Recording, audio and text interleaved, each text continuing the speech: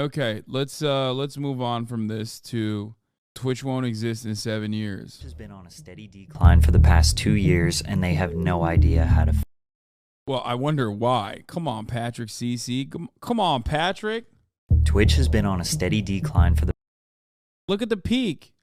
Brother, why do you think it's on a steady decline? Look at that. It exploded. What happened during 2020 that like led to Twitch's explosive popularity? I can't think about what it was. What do you think it was? Was it Among Us? Was it Fortnite? No. Oh, that's right. Nobody could go outside. That was what was going on. In a lot of markets, kids didn't have school. They were being schooled from home. That's it. Of course it's going to fucking decline. The past 2 years, and they have no idea how to. And it's like it's gotten reduced back to 2019 levels, which is, I think that's what it's at. If I'm not mistaken. I don't know what this is saying at this point, but fix it. They're potentially losing hundreds of millions of dollars per year, laying off hundreds of employees, banning some of their most important creators, implementing useless features, and are constantly proving how. Okay, again, not to like, listen, this is no diss on Gideon, okay? Like Aiden, Kai, Dr. Disrespect were all like sizable content creators on the platform. But like Gideon is a massive content creator, but not on Twitch. You know what I mean? He could have possibly. He could have had a sizable audience. I think he's like a very good live streamer, but like he didn't have he did one stream and got banned. You know what I mean? So like this implies that like Gideon's a Twitch streamer in the same way that these guys are. You know what I mean? Originally. Creators implementing useless features and are constantly proving how little they know or care about the live streaming community. Twitch has been the biggest live streaming platform for the better part of a decade, but there is some but I do agree that Twitch doesn't take care of like its pool of talent or itself right now. I think it's like Twitch is way too in the fucking claws of Amazon to do anything that is like valid or good. I don't even know what the solution could be, really. I do think that the streaming industry and the streaming space is basically like it's a hard market to correctly figure out how to monetize. Also on top of that, it's a hard market to figure out how to like best monetize. Okay. But also on top of that, it's like it requires a lot of time. And if you're not like shut inside, if you're not literally, forced to be indoors, like during COVID, it's going to be hard to maintain a large audience, an audience that's like ever growing.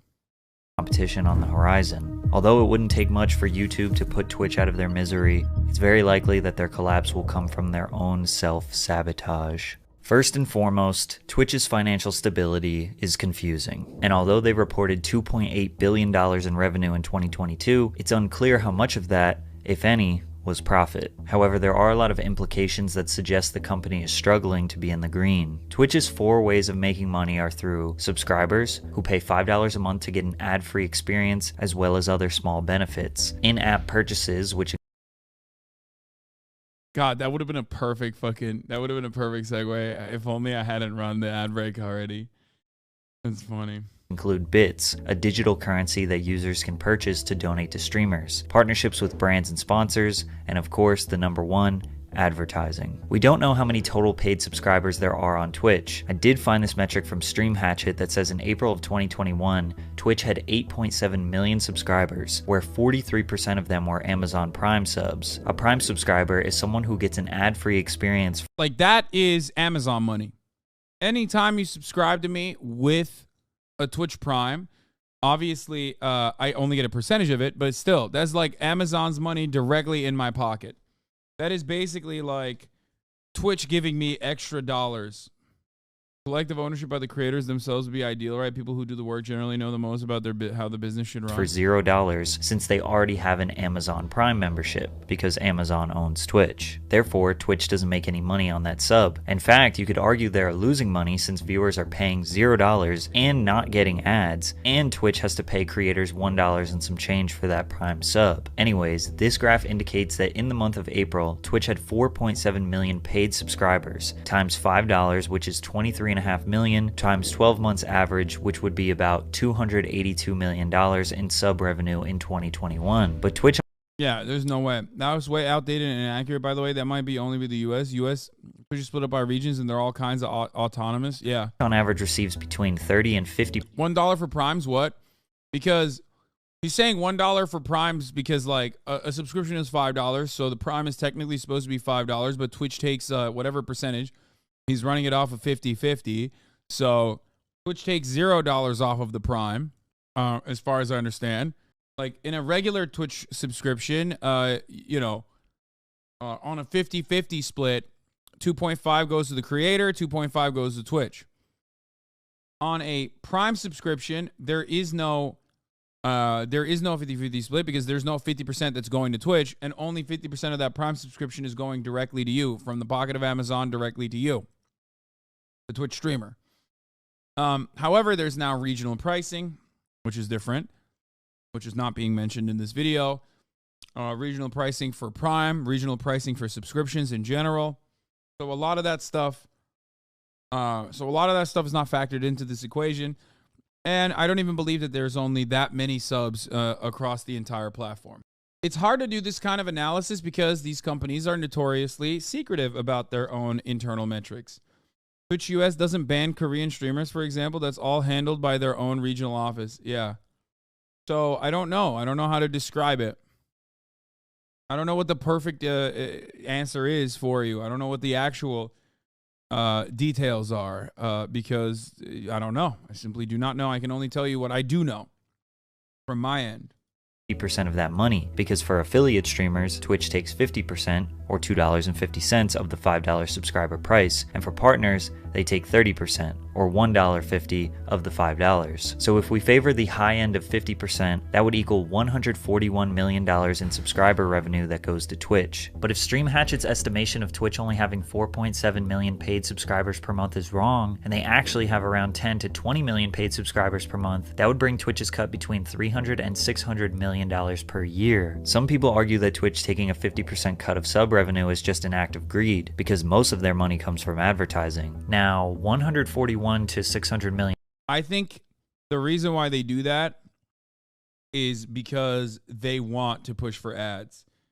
Because like even with his own metric, the widest of estimations, like it's not that much money in comparison to how much money they could be making through ad revenue or how much money they make through ad revenue, right? Like think about it. Because it's 2.8 billion, right? And he's talking like, $600 million of revenue coming in the highest estimate just from subscription money. So they just want you to fucking, like, if they were actually making all the money from subscriptions, they would pump turbo, right? They would pump turbo.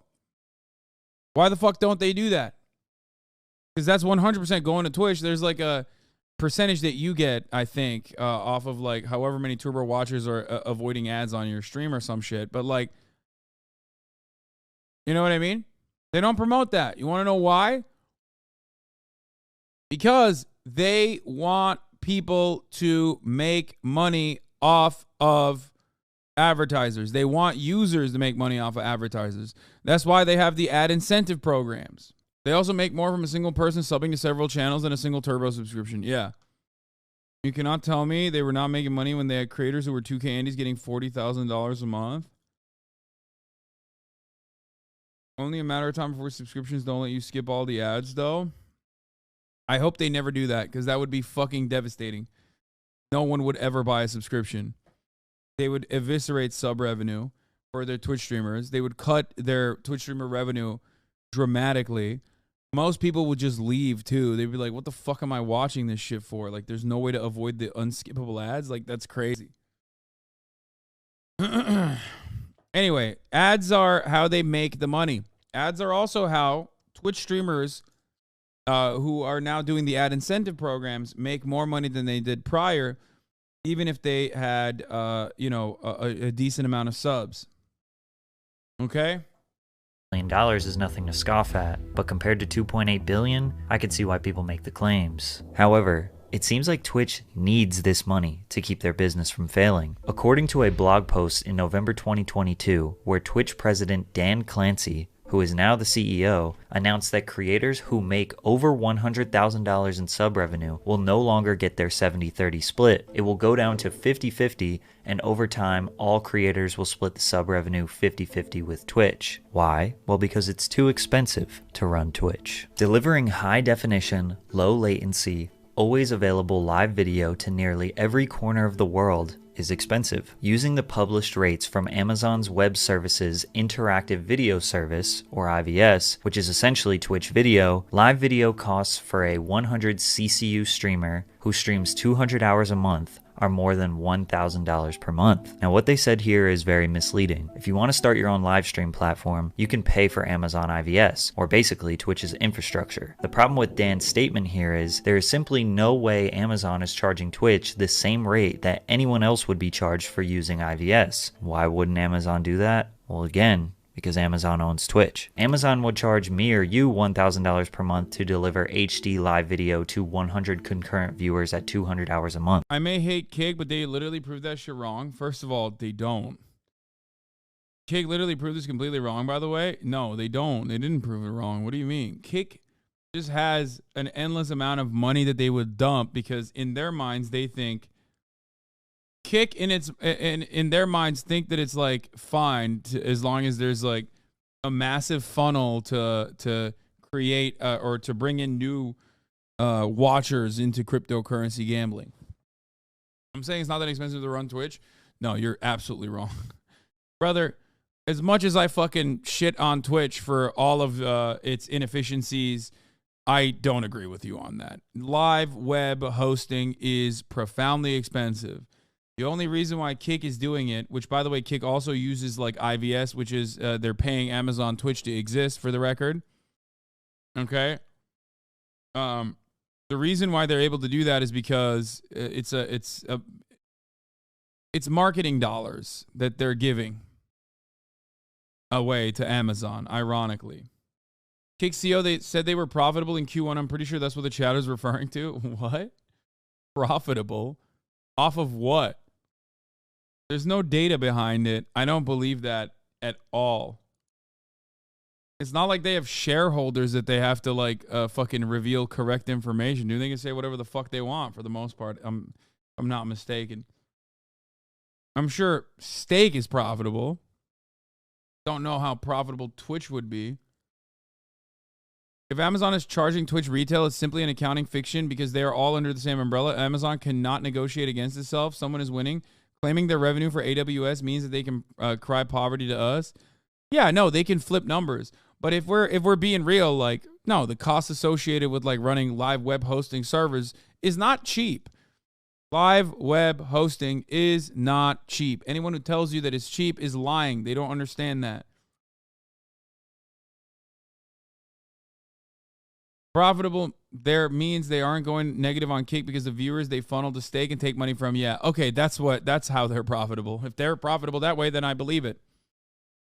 But they likely charge Twitch at least 50 to 90% less than that. In fact, nobody has any real idea of how much it costs to run Twitch. Obviously, you have employee compensation with thousands of employees, but more importantly, billions of dollars per year in energy costs to maintain those servers and deliver perfect quality on-demand streaming all over the world at any given moment. And although we don't know those costs, we can pretty safely say that taking a higher percentage from their partners is not going to cover the expenses. Now, regarding how much Twitch makes from bits, it's unclear, but I'm sure most streamers can agree that bits donations are nowhere near as common as subscribers. It was reported that Twitch generated $185 million from in-app purchases. I'm not sure if this includes subscribers and bits together, or if it's just bits and other microtransactions like badges, gift cards, and the loot cave. Either way, we are learning that at best, Twitch is generating roughly $750 million from subs and in-app purchases, or at worst, $185 million.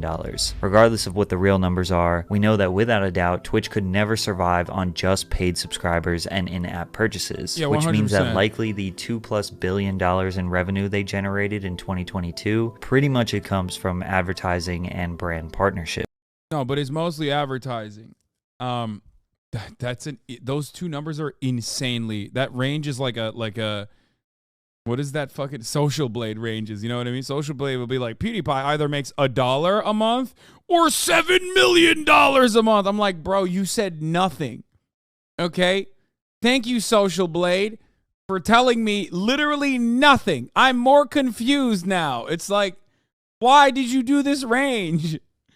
Whoa, PewDiePie could be making anywhere from $0 to $100 million a month. That's right. Okay, my work is done.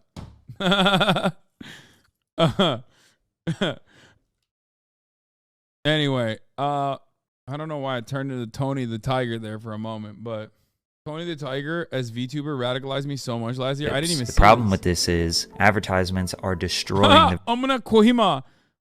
I'm gonna skid him. Kebab. Wait, whose channel? This might be his channel. There's Turks in his chat. Experience. Creators have a terrible revenue split with Twitch, which has led to a near 10% decrease in average viewership and watch time for the past 2 years. We all know how annoying ads. No, average viewership declined for the last 2 years because of COVID. Anyone that says there's any additional reasons for why that's the case, other than COVID, hayır. Sen çıkarır mısın? Aman Allah Allah. Peki anne. It's wild. Wouldn't it go up for COVID? No, in the past 2 years is 2023. Past 2 years means 2021 when it hit the peak and has been in decline and has been in a steady decline since then is due to one reason or the other. Except a lot of the factors that he is mentioning here came after the decline had already started. Okay? Like if you look at, where is this? This is probably like what website is he looking at, chat? He's looking at, I guess people died? No, that doesn't have anything to do with that. Get out of here. Probably Gnome, right? What is it? What was it? Sully Gnome. Like Twitch's stats and analytics for the past 365 days. If you look at like here. Twitch stats in the long term. Looking at average viewership going up. Like in 2016, in January 2016, peak viewers is 1.2 million. Average viewership across the board in January 2016 is 646,000. Then it peaks at, May 2021 at around 3 million average viewers and like 5.8 million peak, right? There's higher peaks, but the average drops from there, that point on. This is the highest number of average viewership that Twitch has seen. May 2021. Now let's go back to before COVID.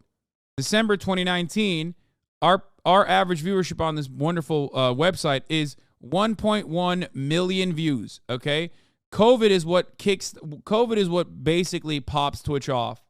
Because everyone is at home, children are not going to school, and so they're watching. There's obviously other factors that you need to account for. International markets that are opening up. You know what I mean? I don't know if there were any new initiatives that open up international markets, but I'm sure that's relevant as well. Okay, but overall, it peaks, but the lowest point, according to the Patrick CC video, was December 2019 and before, right? We are still double almost or more than double the average viewership of December 2019. December 2019, 1.1 million views. April 2023, 2.4 million average views.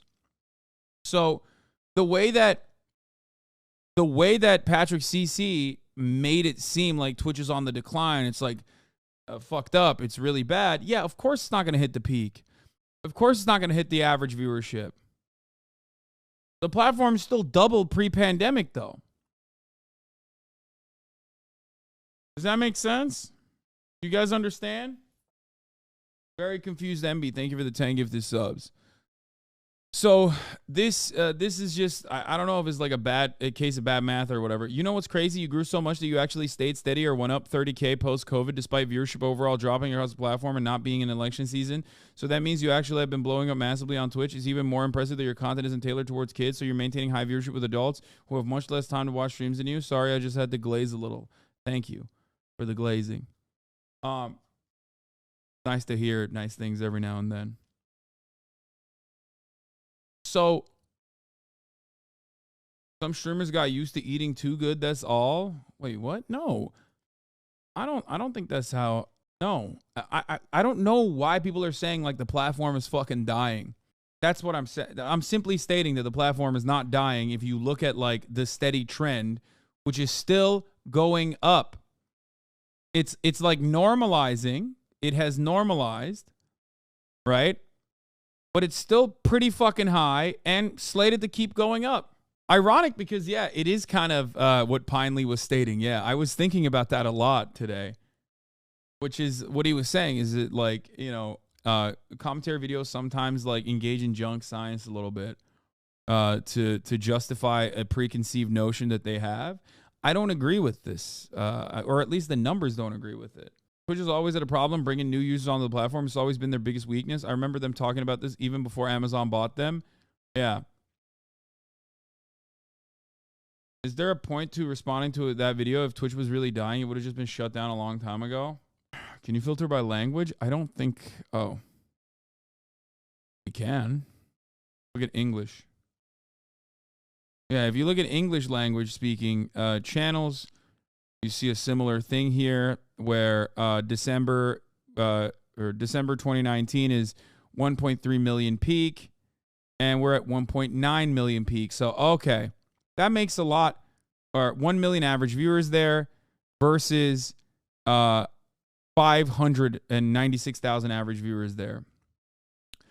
So what this is telling me is that as far as like English language channels, at least on I mean, it's consistent. Like, this is still consistent. It's like 1 million average, 596 million average. It's a little bit less, but it seems like there is a massive, it seems like there's a lot of growth, especially for peak.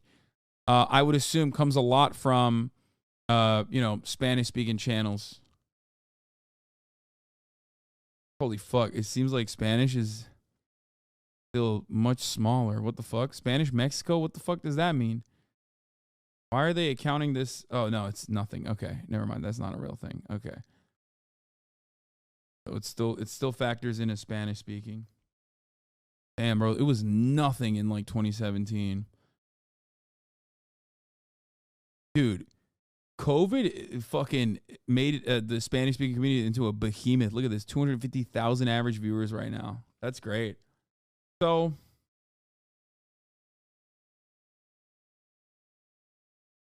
what's Turkish? Turkish has probably grown too. I mean, every market is well, never mind. It actually is like not that big of an increase. Never mind. 38,000 average viewers, and in December 16,000. Okay. That's, you know, double. So, am I a weirdo for watching American politics as a Mexican on Mexico? But you are entertaining, brother? No, you're not a weirdo. There's plenty of people who do that. The real weird one is like Japanese viewers that I found out when I went to Japan who don't even speak English as their first language. It like blows my mind. Like what they're doing out there. I'm a Snow Mexican in Snow Mexico, and I'm a mod. Okay, that's Canada. That's different. Of course, Canadians watch American politics.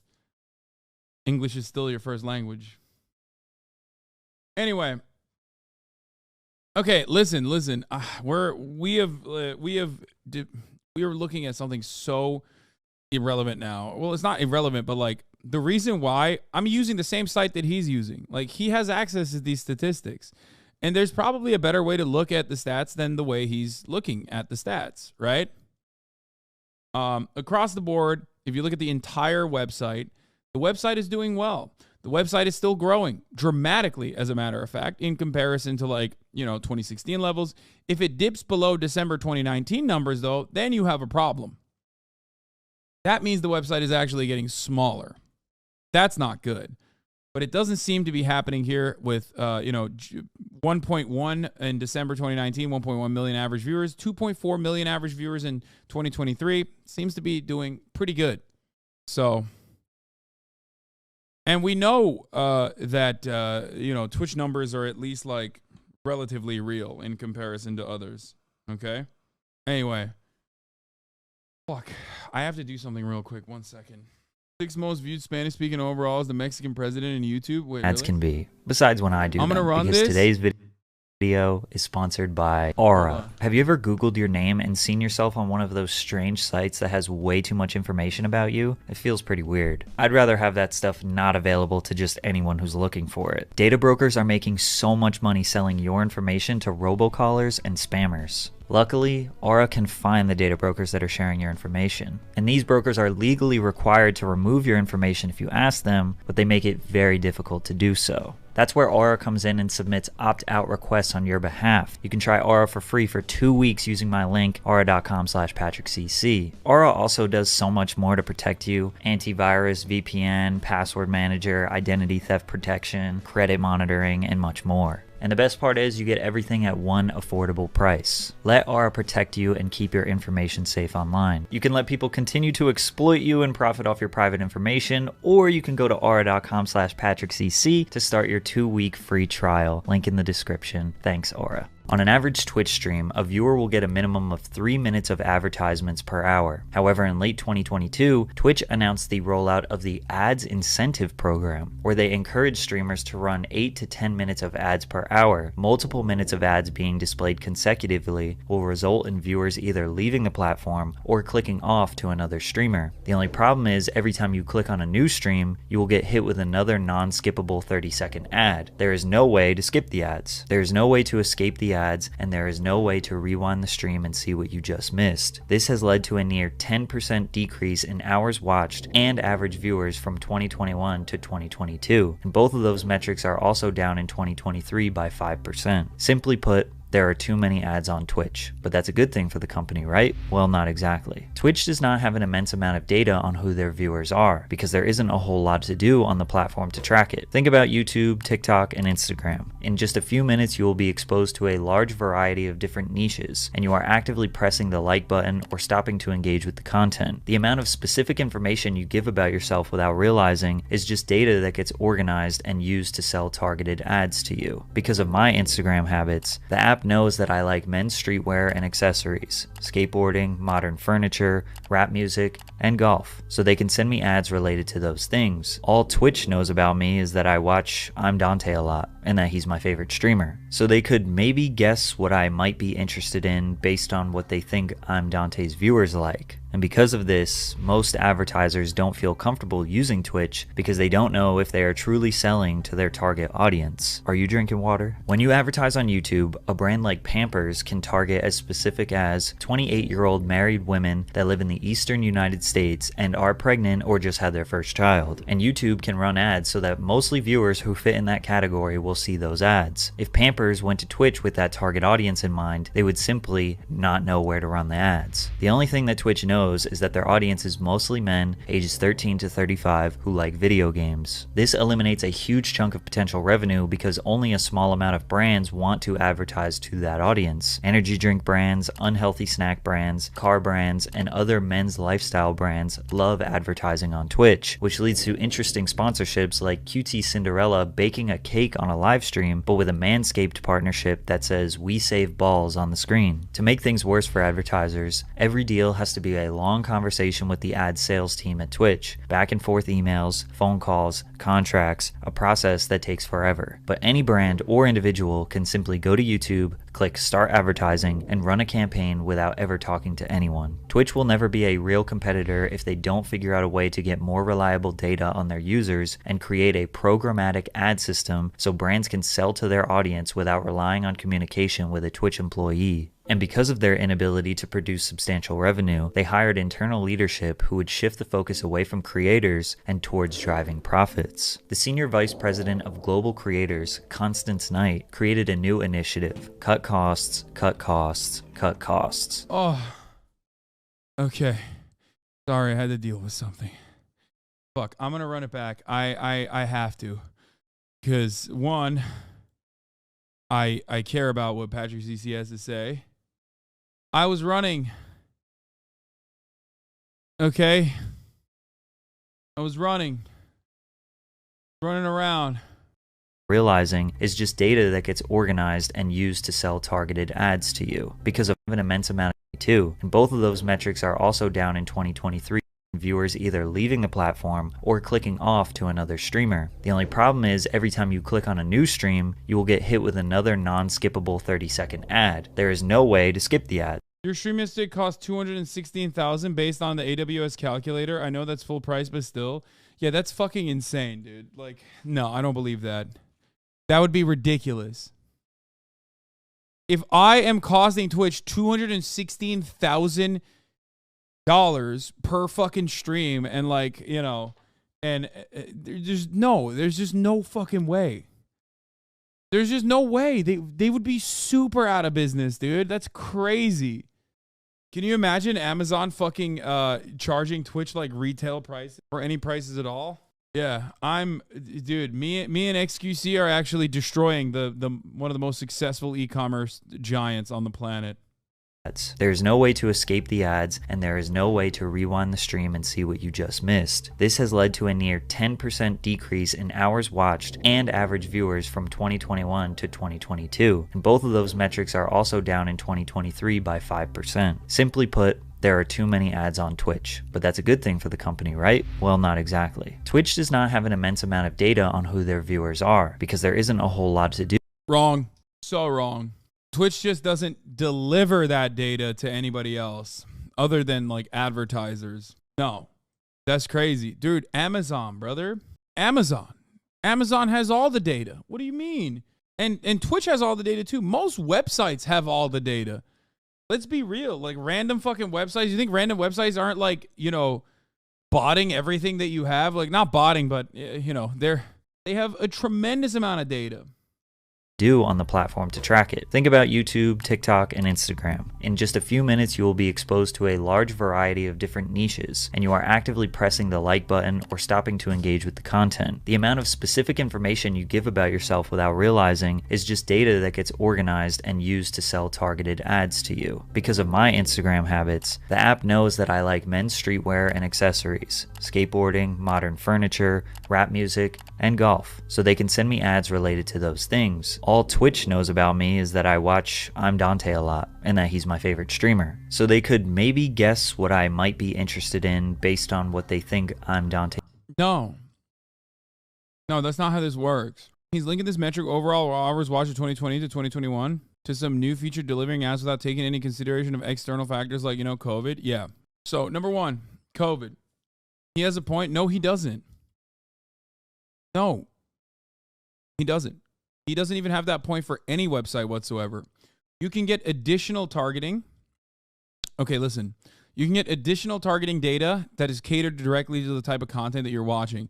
But this would mean that like cookies don't exist. This would mean that all the clicks that you're making outside of the website are not trackable somehow by Twitch, which is not the case. This would imply that like Amazon data is not working. There's like multiple different ways. There are multiple different ways that Twitch is like tracking so much information and serving it to advertisers. Like that's crazy. Every website does this. It's like thinking that CNN.com only has information on their audience by what kind of news articles they're clicking on. Sure, that can serve as like an additional way to do psychographic profiling, But the reality is, as far as demographic profiling and psychographic profiling goes, how the fuck does CNN.com know what kind of ads to target you when you're not spending a lot of time on there? You know what I mean? How is any website targeting you, for that matter? Websites do not only look at what you're doing inside of the website to create a viewer profile. Okay? That part is like objectively untrue. You are correlating two different things. Just because Twitch is owned by Amazon doesn't mean Amazon can relate that data to Twitch. Besides, let's say it is. What can you get out of it? Nothing is more reliable than getting demographic data from TikTok, for example. Okay, first of all, you're so insanely off base and wrong on that too, because if TikTok demographic data was so fucking reliable, Marianne Williamson would be the next president, okay? Or that mirrors and the science and the mystical science of mirrors would be something that we need to account for, okay? Anyway, yes, it does. That's literally exactly what it means. What do you mean? So, as someone who's worked in advertising for 10 years, he's completely off base with this. Cookies track your data, and browsers absolutely communicate with Amazon and every website for that matter to apply ads on the page. The way he's presenting this is, though, in order to get data, people would have to submit like a fucking survey or something. Good video, but this component is incorrect. Yes, I think so. I think this is very incorrect. So, yeah, software dev and former marketing engineer, you are correct. Chatter is wrong. Yeah. I don't know why people don't understand that. Obviously, TikTok, due to the content that you're consuming on TikTok, has a better psychographic profile that they can craft off of you and figure out what to market to you better. Like people who don't understand like how light reflects on mirrors are more susceptible to buy pink slime, for example. Let's say like TikTok can figure that out. Okay. And TikTok might not communicate that proprietary information that they have access to with other platforms, and that's fine. But ultimately, if you're talking about like, oh, Twitch doesn't track any of your data, they have no idea who's watching, that's crazy. That's just like objectively wrong. That's not how, web marketing works. They know everything. They know everything. They can purchase it from data brokers too, but like they also directly know everything because of cookies. And trackers and Amazon. So if you are finding like super tailored ads here on Twitch and shocked by it, well, don't be shocked by that. It's happening because they have your demographic profile perfectly down. I'm an ex-analyst for Amazon. Let me tell you, the vertical integration for data for Amazon Twitch is a very important part of Amazon, as it allows them to build a profile on viewers who are either in their prime spending period or of their life or getting right into it, I'm sure. Anyway, does Twitch have personalized targeted ads like TikTok? Of course it does. Every website you go to does. Why do you think Benny Johnson went on a fucking website and got an ad for a gay cruise? Chatter. Remember when Benny Johnson went to Military Times and was like, why is there an ad for gay cruises here? What the fuck's going on? You remember when that happened? That's because it has nothing to do with Military Times, and it has everything to do with what websites Benny Johnson's looking at. Do you think the Military Times was like, oh, Benny Johnson's really interested in the Navy, let's serve him a gay cruise ad? No. I mean, that would be funny.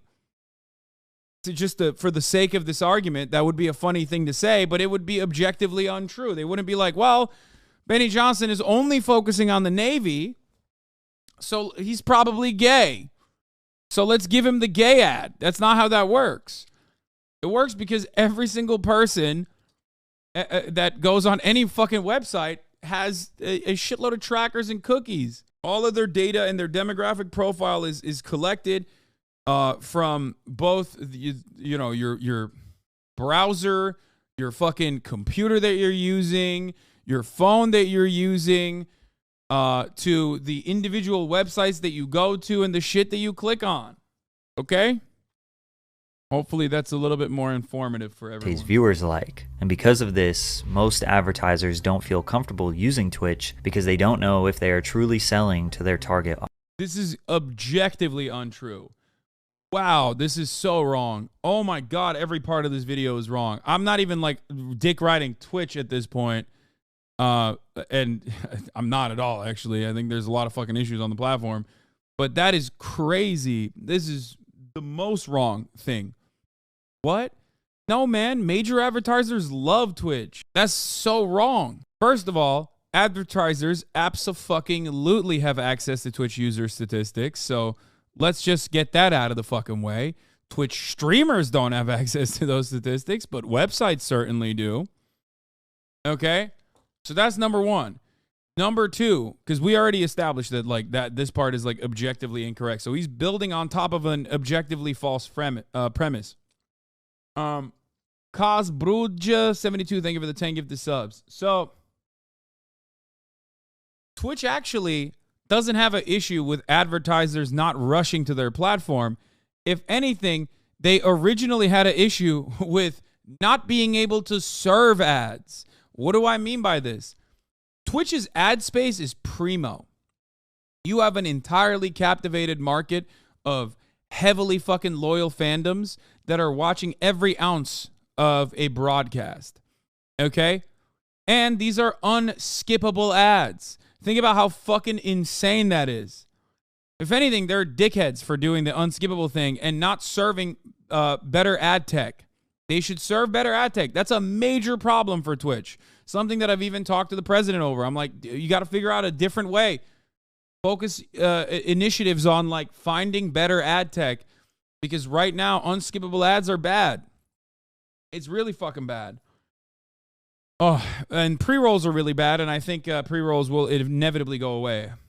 Now, having said that, advertisers, the idea that like advertisers don't love Twitch is crazy.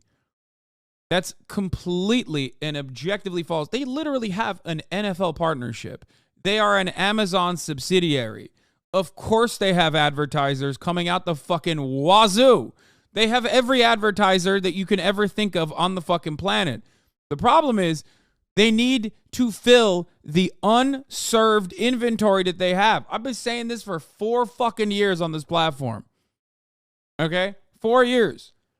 They have a mountain of inventory that the users, like the streamers themselves, do not want to fill.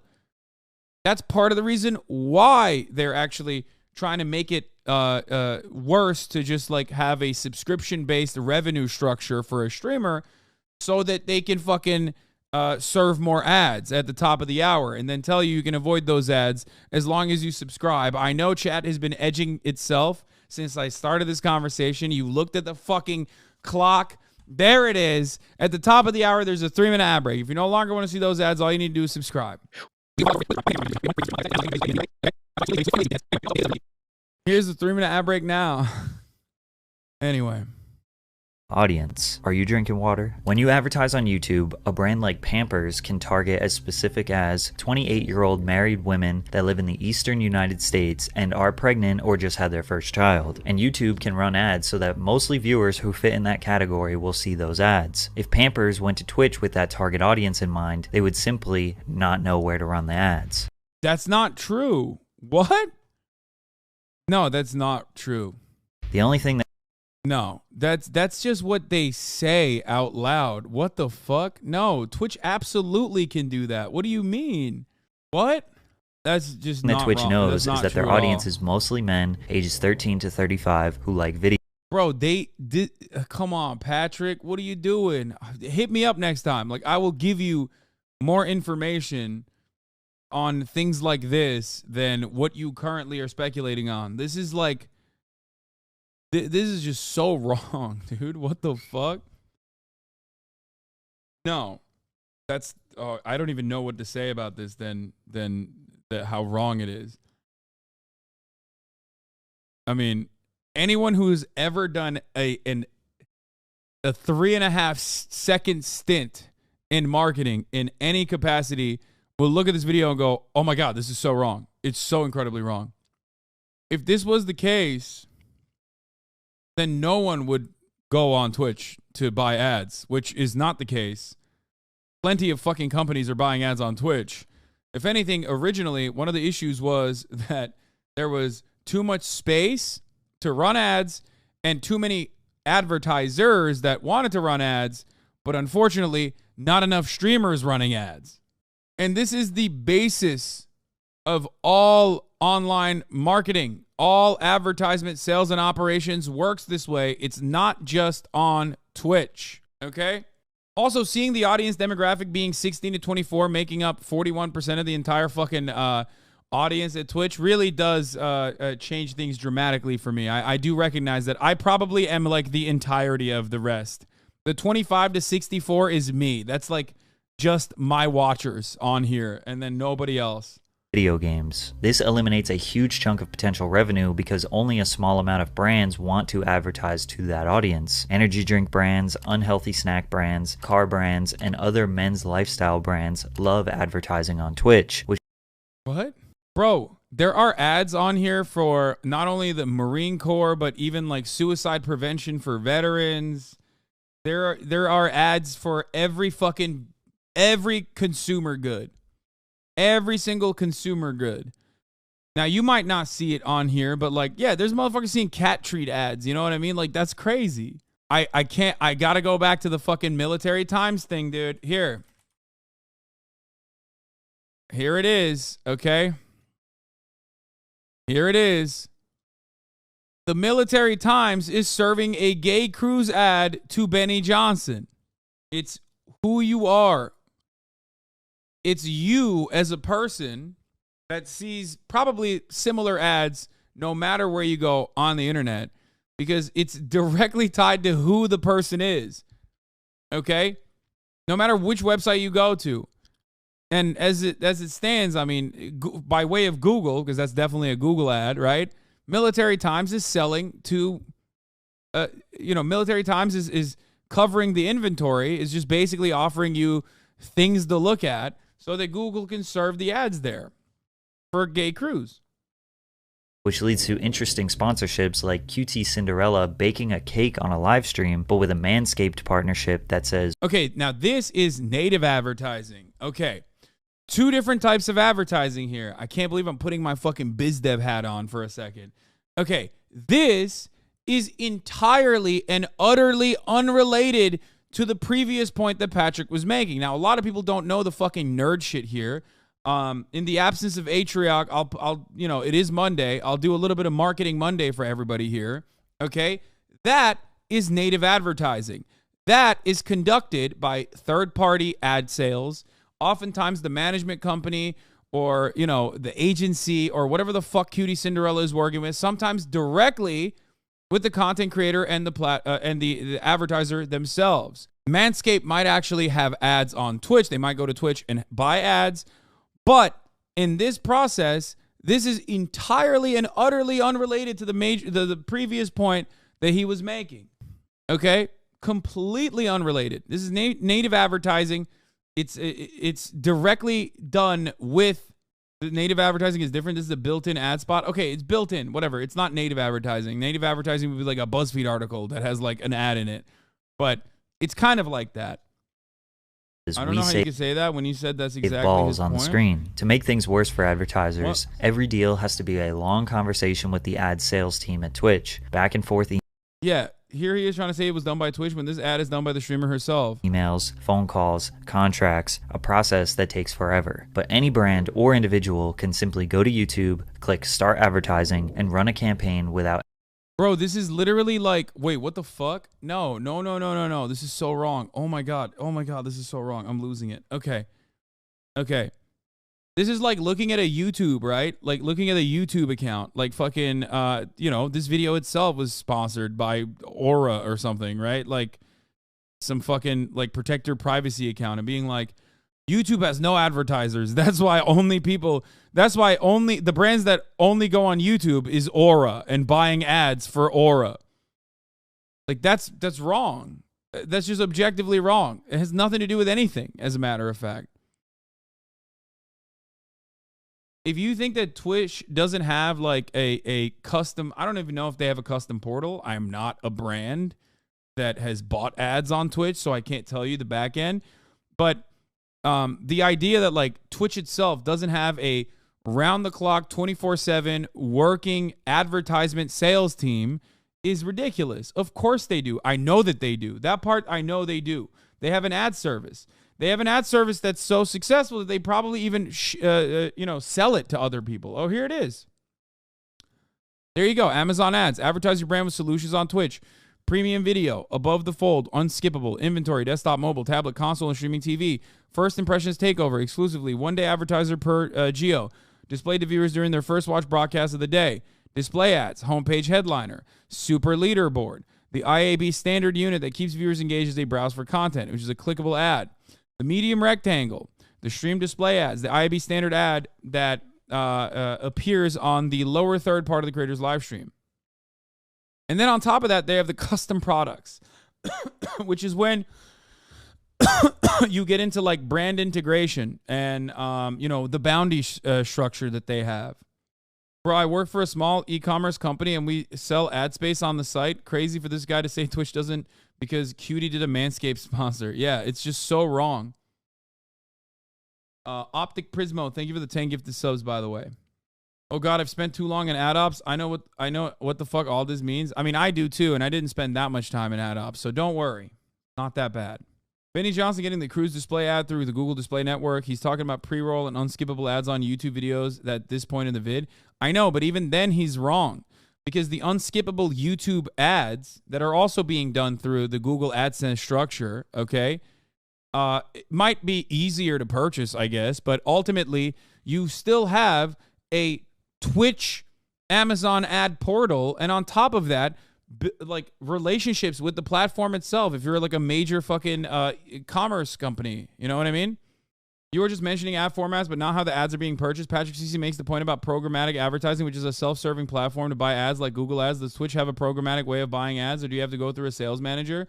This part I do not know, but I'm sure that there is a programmatic ad buying on Twitch as well. I mean, that would be shocking if Twitch didn't have programmatic ad buying. Yeah, I'm sure. Actually, you know what? I'm going to go ahead and speculate that they certainly do. What we're looking at right here is that. Because Twitch is an Amazon company. It's programmatic. I literally advertised there. It's Amazon. Amazon has it. There's no way Amazon wouldn't have that. So Twitch will have it too. That's my assumption.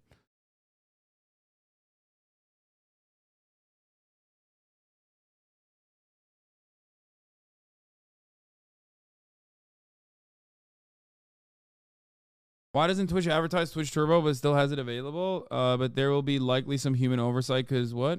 Yeah, they started years ago. Let's see. You just Googled marketingdive.com. Which, by the way, again, did you see that? Did you see that pop-up? Did you see what happened in that pop-up? And it went away? Do you know what that was? That was the website saying, you're being tracked right now, okay? You're being tracked. We know everything about you, and we will serve you ads depending on what your, what that caters to your very specific desires and needs. We know you better than your family. Here it is. Amazon starts selling Twitch ad inventory programmatically. This was published in 2020 of September 14, which is actually kind of late to the game, if I'm being real. Surprising that the programmatic ad spend started in 2020. So Twitch can be bought programmatically through Amazon's DSP ad buying platform. Source work and programmatic advertising. My team is starting an activation on Twitch. Yeah. So he's wrong on the tracking side, as we established, okay? And he's wrong on the programmatic ad buying side. Now, on the programmatic side, are the psychographic profiles that you can map out as crazy as the ones that you can buy on YouTube? I don't know, but that's not what he's saying here. He's making it seem like Twitch doesn't have this component, which it clearly does, because it's an Amazon company. Of course it does. Ever talking to anyone. Twitch will never be a real competitor. The irony is that, like, I don't think Twitch will exist in 7 years, which is funny because, like, I agree with, I guess, the point that he arrives at, maybe. Like, I mean, it could. I'm not, like, as hardliner as, like, Twitch is going to go away, but because we are on the whims of Jeffrey Jebediah Bezos, okay, ultimately. And I'll get to that in a little bit. But, and do I think that Twitch is doing, like, great? No, I don't think that Twitch is doing great. But there are so many different reasons as to why Twitch is not doing great that he is not mentioning here, which I will get to again later on in this. But I disagree. Twitch will 100% exist. The question is, more if Amazon will still own it. I mean, sure. Competitor if they don't figure out a way to get more reliable data on their users and create a programmatic ad system so brands can sell to their audience without relying on communication with a Twitch employee. And because of their inability to produce substantial revenue, they hired internal leadership who would shift the focus away from creators and towards driving profits. The senior vice president of global... No, that's just Amazon doing Amazon shit. That's just like regular tech shakeup shit. That's not, and that's always what they cared about. Of course they don't give a fuck. The notion that like any company cares about its creators beyond the point of like but like driving up numbers and therefore revenue is silly. No company just only cares about its creators for the point of like caring about their creators. That's not a real thing. Everybody just wants to make money. Okay. YouTube? You think YouTube cares about its creators? What are you, fucking crazy? No one cares. You think TikTok cares about its creators? Fuck no. None of these companies care about their creators, man. Maybe some of the top, but even then, not really. Global creators, constant... Old Twitch cared about its creators? What the fuck are you talking about? I don't know if you understand this, but for the past 12 months, you've been subscribed to a, anti-capitalist Twitch streamer. One of the main things that this anti-capitalist Twitch streamer talks about is how companies don't actually care about their labor beyond the point of like getting a return on their investment, right? You pay your laborers a wage oftentimes or a percentage back of the value that they're generating directly, okay? I'm not going to time you out, Moonlight. I'm just telling you that you're wrong. Okay? That's crazy. They literally only care about profits, okay? This whole article disproves everything. Twitch usage and growth statistics. How many people use Twitch in 2023? Twitch currently gets 140 million unique visitors every month. That's up 55 million users in 2015. 107,800 live Twitch broadcasts are going at any given time. The U.S. has the biggest share of live Twitch viewers. It's home to nearly a quarter of its all viewers. 65% of Twitch users are men. That's insanely high. 73% of Twitch users are below the age of 35. That's insanely high. Okay? 18 to 35 is the primo demographic that you want to target. A little bit of disposable income and lifelong brand loyalty that you can probably fucking milk out of all of you. The notion that like 73% of Twitch users are below that number is insane. Okay?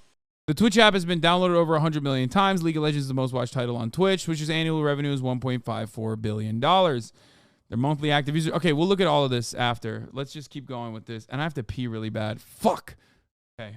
Night created a new initiative: cut costs, cut costs, cut costs. Every decision over the course of her tenure was fully based on how it was going to increase company profits, which isn't necessarily her position since she is the head of global creators. Therefore, the needs of creators were constantly being ignored. In one specific example, Knight said that burnout was not a valid reason for creators to not meet contractual obligations. If you don't know, most of Twitch's top creators have contracts directly with the platform where they are being paid essentially a salary or hourly rate to stream exclusively on the platform. These contracts require them to stream anywhere from 70 to 100 hours per month, which is roughly 3 hours per day or 4 hours per day if you want the weekends off. But the VP was not letting creators use burnout, or basically them being unmotivated to stream, as a valid excuse to not meet their monthly stream requirements, which led to Twitch employees feeling like the company was losing its way. 12 Twitch employees had gone to HR or logged complaints with their superiors overnight. 5 had left the company citing Knight as a reason. Now, some of you watching could never be convinced that sitting at a computer and playing video games could become a stressful or an annoying job in any way, shape, or form.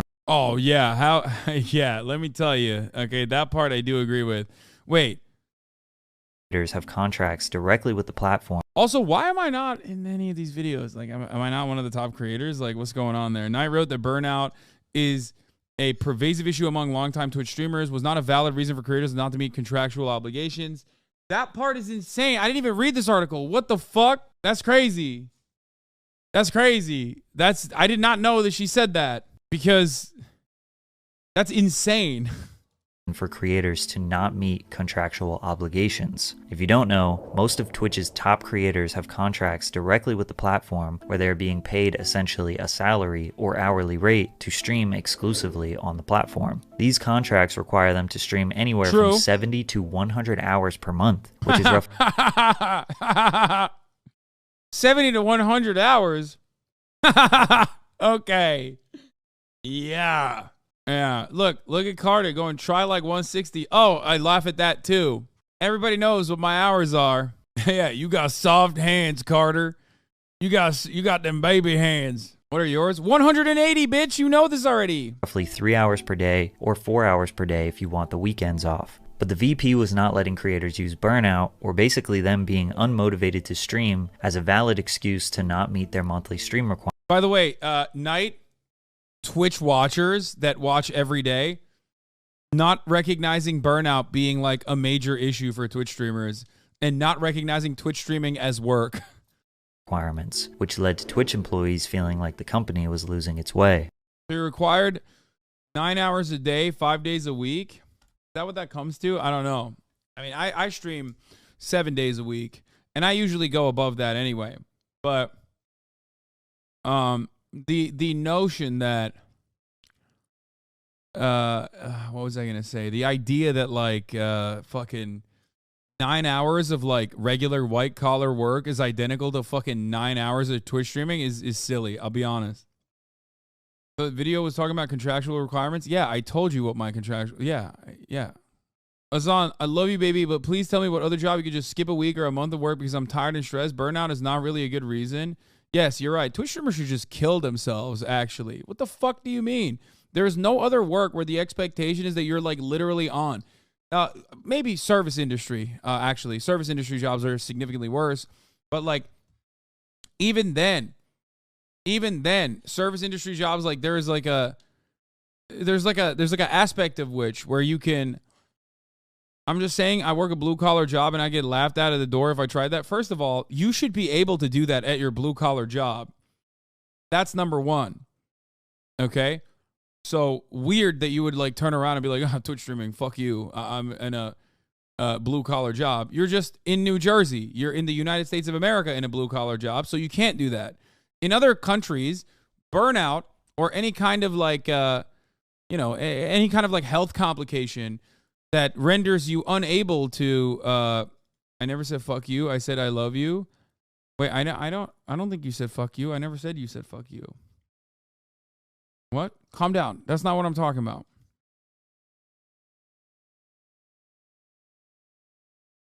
You just said it? Yeah, I'm like embellishing. I'm making a joke about, I'm paraphrasing what you said. It's not going to be a one-to-one.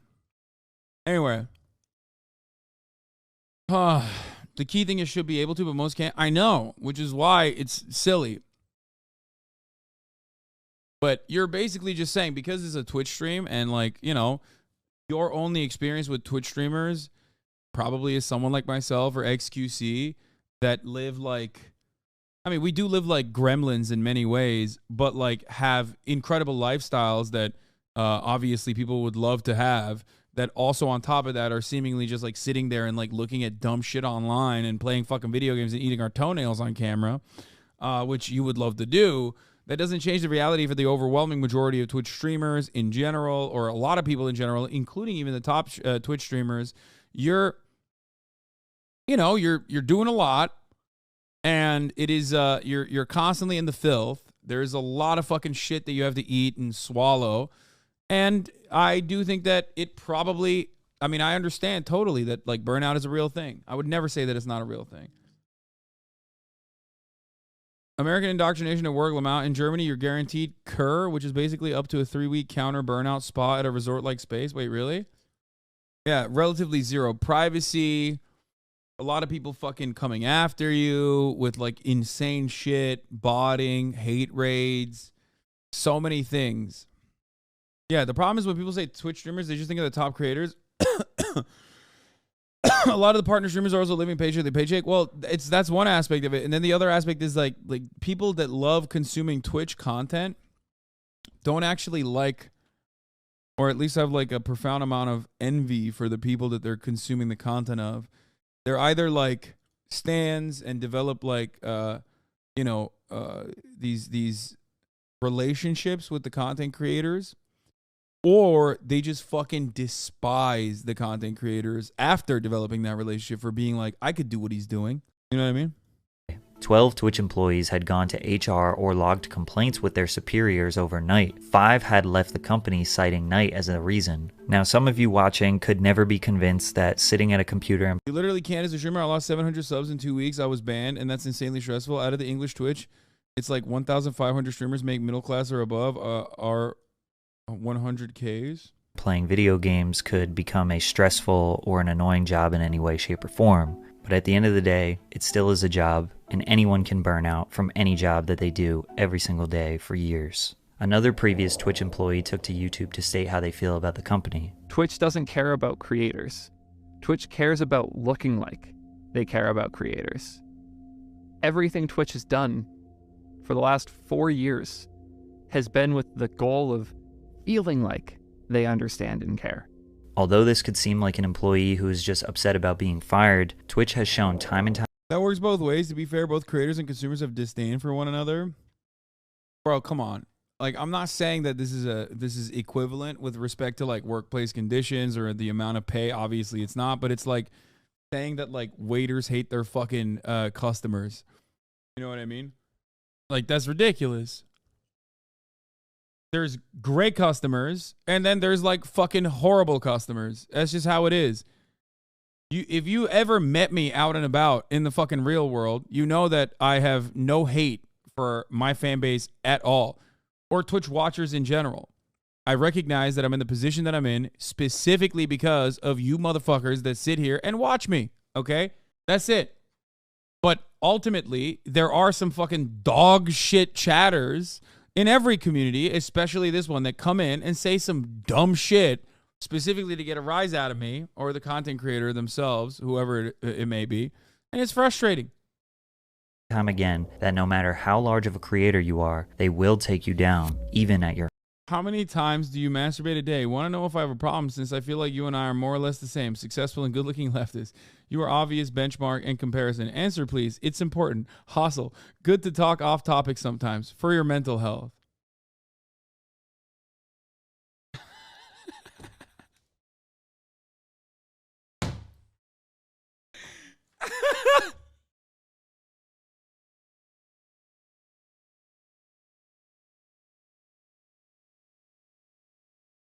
Am I crazy? I want to know how many times he jerks off a day. I can't be alone. How many times do you jerk off a day, Matt Tolai?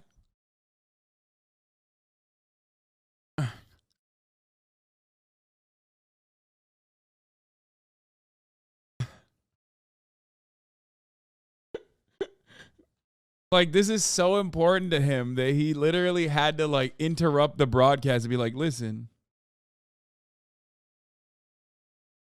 what's going on here? I need to know. Wait, did he fuck off after I literally... Bro, he can't type because he's cranking, dude. He can't type. Answer still, though. Wait, no. That's a one-handed type.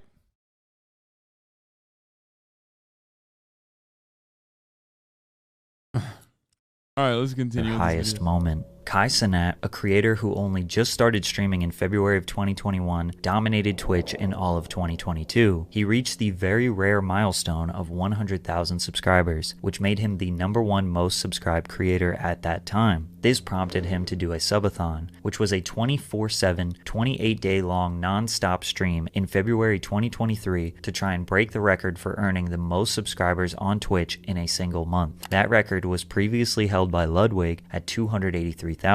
Not only did Kai break it, he demolished it, peaking at 306,621 all-time subscribers. It was reported that he earned Twitch $10 million, while Kai only received a $2 million payout. Yeah, again, ridiculous. Like, that's ridiculous. That's ridiculous. Why would you put that in your video, man? Like, who said that originally? Like, someone just made that up. It was like DJ Academic said it. Even Kai said it was false. Reported by DJ Academics, dude. Too busy harassing Freddie Gibbs on the timeline. Jesus Christ. These numbers were false, and Kai did not appreciate the Oh, thank God. narrative. Twitch made $15 to $20 million Did not pre-watch. That's how you know. on HasanAbi, and Kai only brought about $2 million back to the. Bro, where y'all getting these numbers from? Where are these numbers coming from? Because now it's a narrative that Oh, you're in the closure if you're keeping up with that one? Yeah, he's being gross, dude. DJ Academics is being so fucking gross with the Freddie Gibbs shit. Like, chill out, bro. I'm just a black man who's getting used for millions and millions of dollars. Kai breaking the sub record was huge news, covered by publications like the BBC and Bloomberg, and most of us would assume that Twitch would do anything to boost Kai up. After all, he made history on their platform. At the very least, they would try to use this amazing moment. I mean, look at the guy underneath. He literally left. The other guy also left. Not Iron Mouse, though. She's here. The GOAT. Burnout is real. A Twitch streamer has to be live to make money, whereas other content creators don't. A YouTuber makes money while they sleep. Yeah, and then YouTubers get mad at Twitch streamers when they make money when they sleep. No, I mean, it's different. It's different. I mean, there's differences. There's a lot that's hard about like making YouTube content too. Let's be real. Big subathons are a gimmick though, let's be honest. Absolutely. And it sucks. To show the world what wonderful opportunities there are for creators on Twitch. They could squeeze out more press with Kai and do campaigns to get more people or brands interested in live streaming. But no, instead, they sent him a $100 pair of sneakers and banned him from their platform. It better be a contract and then, oh! Congratulations, Kai, on your huge accomplishment. We are so proud of you. Laura, Anna, and all of your Bro, that shit was so ugly. friends at Twitch. Unfortunately, there was no contract in that package. Twitch did not see enough value in Kai to offer him a streaming contract. Or they are making a very strategic. Isn't Kai's content cycle proof that Twitch is manufacturing creators burn out to write off their revenues? That's an interesting perspective. I haven't thought about it like that. It was so bad. You guys are so whack. Business move. Twitch is very top heavy, meaning the top creators are making all of the money. Only 5% of Twitch streamers made over $1,000 in 2021, and 50% of all of their revenue comes from 1% of their creators. Kai became a That's 1%er without getting an exclusive contract, which means Twitch. A lot of Twitch streamers don't, though. I think it's wild. Can you explain that again? The Wall Street Journal found that the top 1% of paid Twitch streamers command over 50% of all direct platform revenue, and that only 5% of streamers have made over $1,000 from direct platform earnings so far in 2021. Yeah, which is very top heavy. I bet like 49% of that literally is the 0.1% too, considering I'm 0.05. The 1% also isn't like me, Kai, XQC. It's like much smaller content creators are also factored into that top 1%, for the record. Because there's a lot of people, it's like OnlyFans. When a content creator on OnlyFans is like, oh, I'm in the top 1% of OnlyFans content creators, is like, yeah, because there's like millions of content creators that are not doing anything. Art Dweeb says, bro, I used to be the top 1% and I had like 20 average viewers. Yeah. Wall Street Journal says this is of paid Twitch streamers, not all streamers, like counting people who go live once a month to one friend or whatever. Comes from 1% of their creators. Kai became a 1%er without getting an exclusive contract, which means Twitch is profiting immensely off him. It seems like they are not giving him a paid contract. It's really not that big of a deal. Yeah, I think it betrays like Kai's accomplishment a little bit, because Kai's not just a 1%er. Like, he's in the top 10 content creators on this platform. You know what I mean? When you're in like the top 500 content creators of this platform, those are the guys who are making most of the money for the platform. Okay? So 1% in that regard is like, it doesn't matter. It could be 30 views. It could be fucking 100,000 views. You know what I mean? He's not just in like, he's not just in that range, which ranges from, like I said, 100K views to 30 fucking, well, not 30, but like 200, 300 views, I guess, right? Isn't that where you are in the 1%? Why does NMP Lol not know that? How do you not know that? Nick, 1% is how many views? I feel like you should know that. You've been on this platform since 2011, dog. I just assume they're the best, to be honest. Don't think about the plebs, and then failed to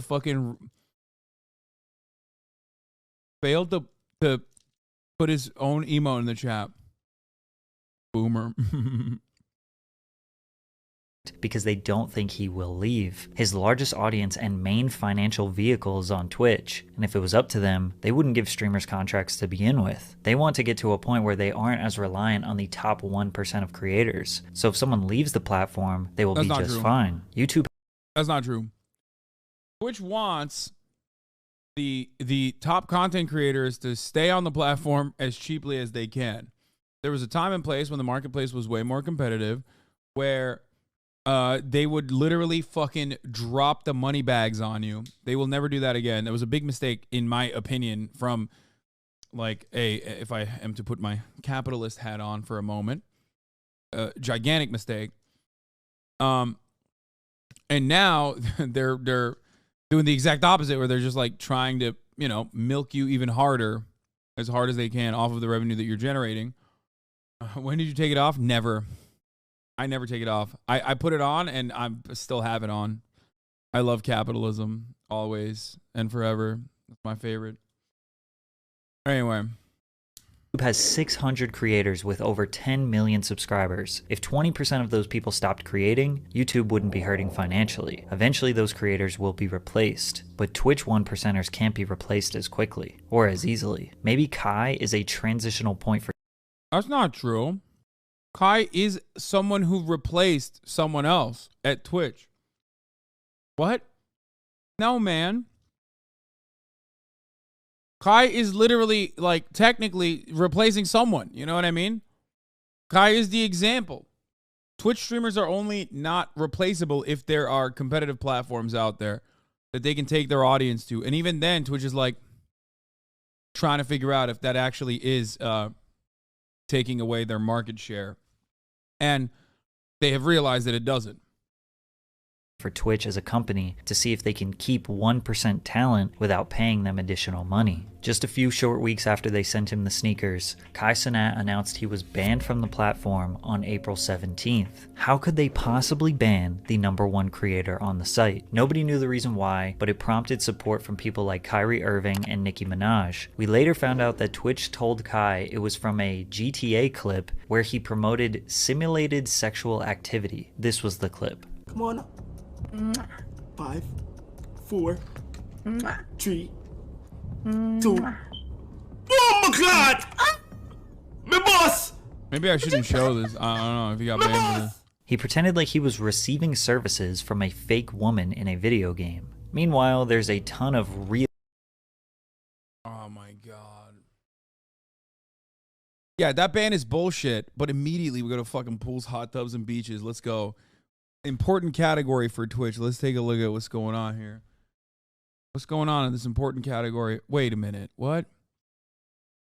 Viewers high to low? Sorted by viewers high. Wait, hold on. This important category has the #1 stream is Florida fishing, brother. Hell yeah. Yeet, yeet, baby. Better get them fishes, okay? At the beach. Streaming until my type joins. I don't know what that means, but 777 viewers? Huh. Doesn't seem like it's popping, is what I'm saying. So here's the thing. There is inconsistency in banning. Now that I've seen that fucking video, I think Kai shouldn't have been banned for that. It is kind of stupid to ban him over that shit. It is ironic because if he hadn't fucking banned him for that shit, if they hadn't banned him for that, people would be like, oh, Kai has so much. They're so inconsistent. Twitch has given me and XQC warnings in the past, like many years before. I feel like if I did that simulated sexual activity, I probably would be banned too.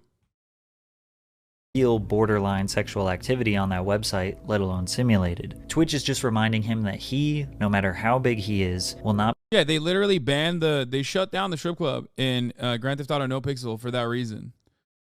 I mean, I haven't been back. I don't know what it's like now, but Originally, that was literally the reason why they shut down the strip club and No Pixel. And me, XQC, and Soda ruined VR chat.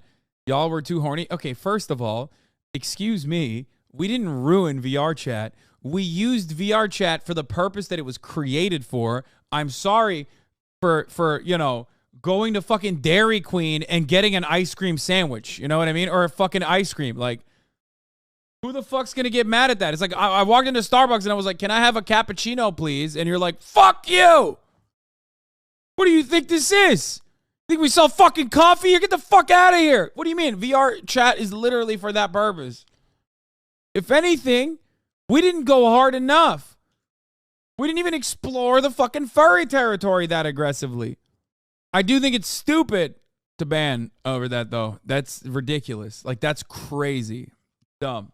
Wrong. Not be able to break the rules, and everyone knows Twitch's terms of service are extremely unclear. In 2019, Brazilian Twitch streamer Gabriel Baptista received a suspension because he showed a Pink Floyd poster during his broadcast. Faria was banned for wearing gym clothes that Twitch claimed looked like lingerie. Deller was banned for smashing a keyboard over his head, and Dr. Disrespect was banned for, well, they never told him why. Sadly, Kai's ban is just one of an extremely long list of incredibly stupid bans. By the way, half of the reason why they do these like fucking trigger happy bans is literally to ensure that Twitch is an advertiser friendly space, for the record, which is why they can have higher CPMs, which is why they are seen as like a premium advertising platform.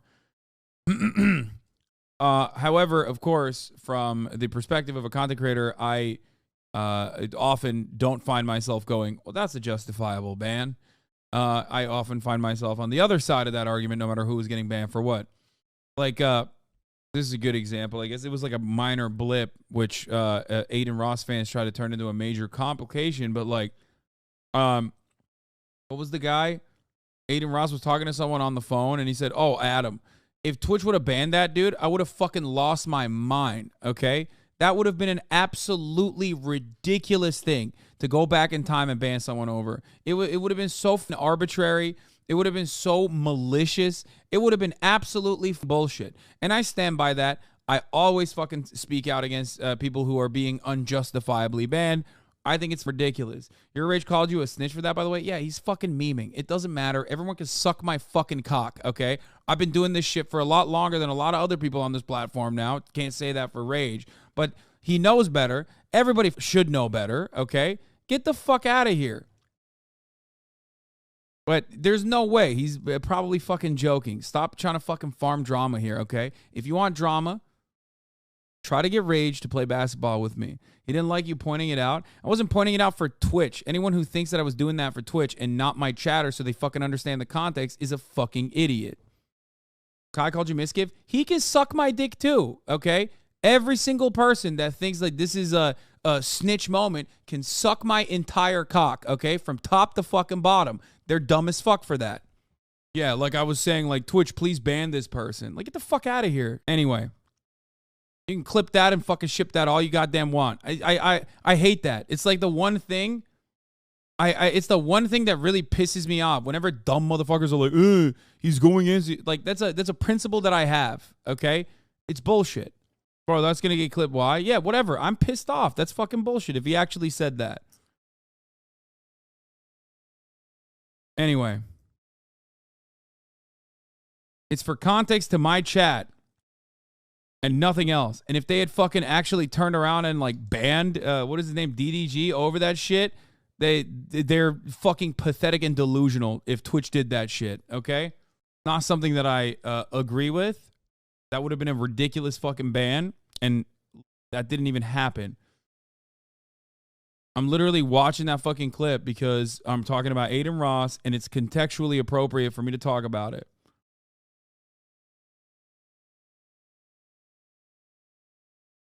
Anyway.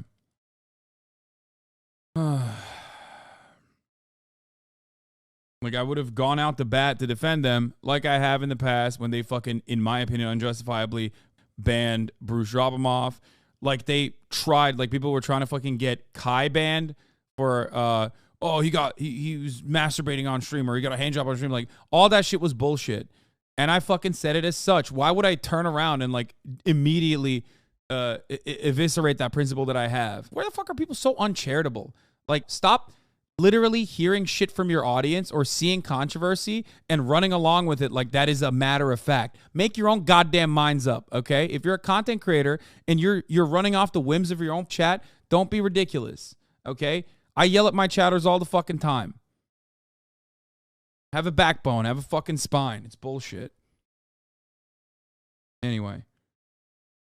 That Twitch has given out and will continue to in the future.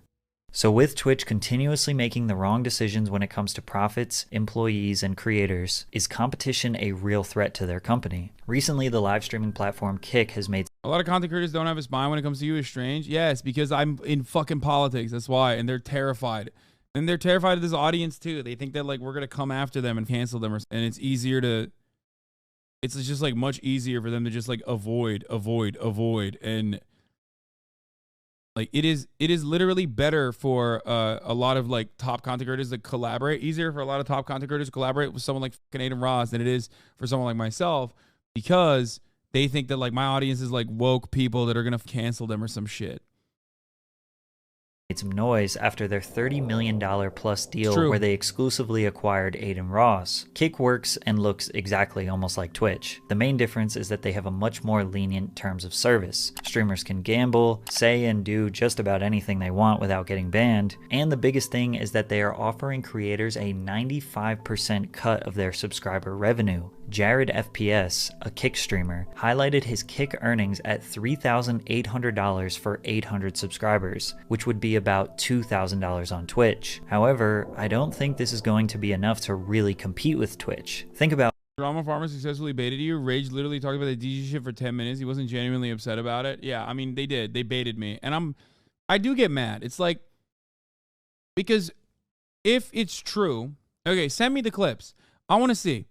Because if it's true that, like, Rage, who I like a lot, and Kai are like, yeah, he's snitching, fuck this guy, and they're not just, like, memeing, then that is fucked up. Okay? Like, that is actually fucked up, because that's bullshit. Be a little bit more charitable, man. What are you doing?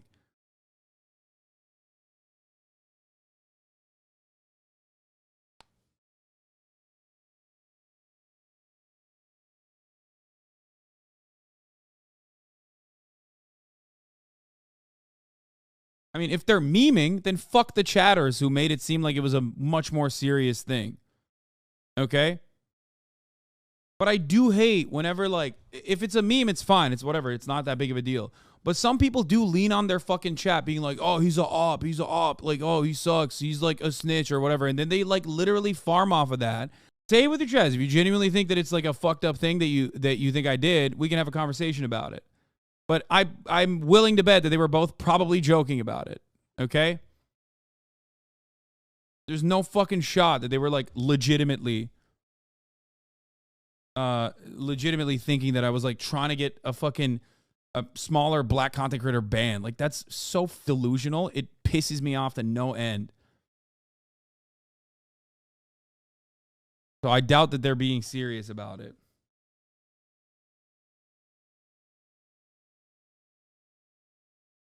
Pussy ass content creators like constantly fucking going off the whims of their audiences to be like, huh, I don't know anything about this guy, and I don't really give a fuck about anything he's done in the past. But you know, people in my chat don't like him, so he must be bad. I'm just gonna fucking make it seem like he's a bad guy. Doesn't XG farm off a shit about you? Yeah, he does. About all of the problems I highlighted in this video. Kick is going to have to deal with all of those same problems, but more importantly with advertisers, they will be targeting the same niche as Twitch, but with less censorship and more risque content, advertisers will feel even less comfortable than they already do with Twitch. But the biggest problem is, Kick is built on Amazon IVS. Remember when Twitch said it was too expensive to run Twitch? Smaller, he ain't smaller. DDG, shut the fuck up. As a Twitch streamer, is he a big Twitch streamer? I don't know anything about DDG. He's a rapper, right? Like, what do you mean? No one has given me a clip.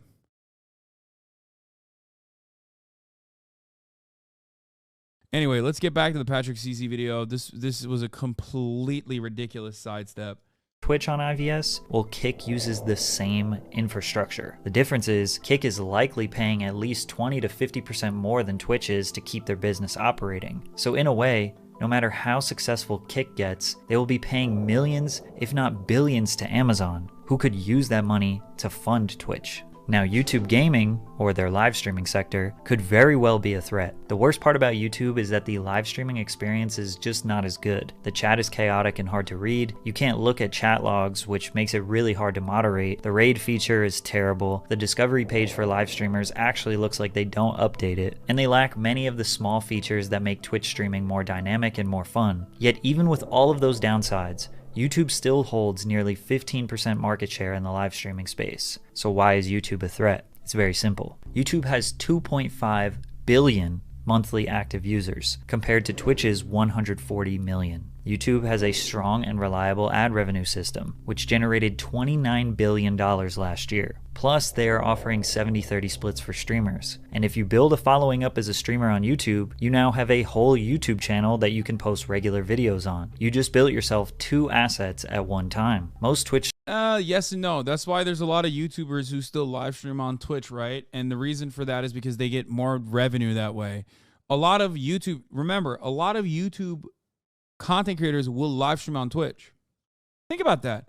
Why don't they use their YouTube audience that's much larger than the Twitch audience and instead build their Twitch audience? So I don't disagree. YouTube, if they wanted to, have the capabilities of like making it the largest live streaming platform on the planet, but that level of revenue is nothing for them.